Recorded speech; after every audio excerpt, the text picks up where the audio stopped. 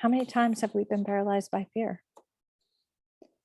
How many times do we get on that positive bus? Something happens over here, or something happens over here. And instead of focusing on the fact that we got on that positive bus and doing our best to stay focused, these things to the left, these things to the right, just keep smacking us around.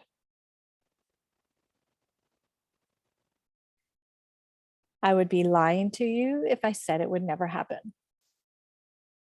But it's going to happen. The only thing that you can change is how you react to it. Are you going to go back to that same standby way of, I'll use myself as an example, throwing those temper tantrums,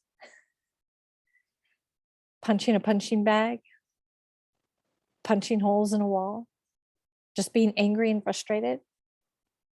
Are you going to jump back on that bandwagon?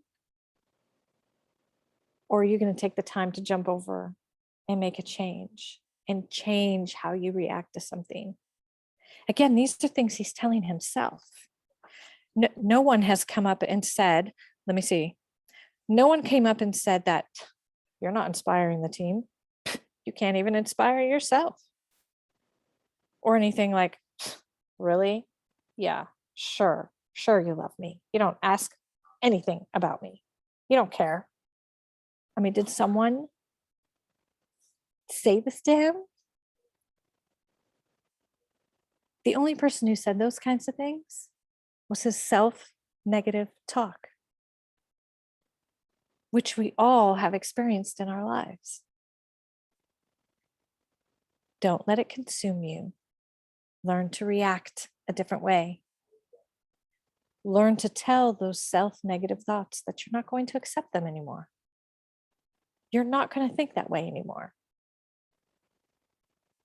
Walk with what you have learned. Walk with the choices that you have made up to that point.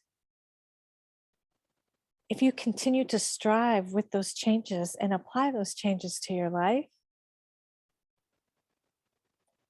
the direction you might have been headed over here is going to slowly change to over here. And the choice you made at the time was based on the information you had at the time. So if you were one of those who was like me, throwing a temper tantrum, punching a punching bag, punching whatever you could get your hands on, preferably not a person. Thank God I never did that.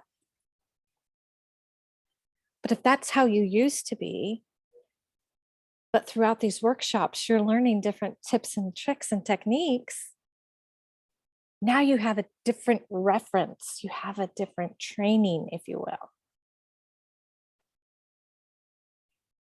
But sometimes those things that you've just learned get filed back and back and back when you continue to use what you used to do. So it has to be a conscious decision to make that change. One thing I learned as far as fear, well, there's a couple of things. Fear is an acronym, and you can choose which one you want to use. But I choose that fear is false evidence appearing real. That's the first thing I learned. The second thing I learned, and that's just been recently, and it makes sense, but it takes just as much energy to have that fear as it does to move forward in faith, to take that enthusiasm that you have and that vision you have and to move forward with it and into it. The energy is the same. But it's a conscious choice we need to make. Are we going to listen to that negative self-talk? I don't inspire anyone. I don't even know why anybody listens to me. Oh my gosh, did you see the team over there? Oh, we just don't seem to get anything done. No matter how hard we try, this always happens, that always happens. The choice is yours. Choose to not go down that path. Choose to move on the path of enthusiasm, of going where it is you see, that vision that was given to you.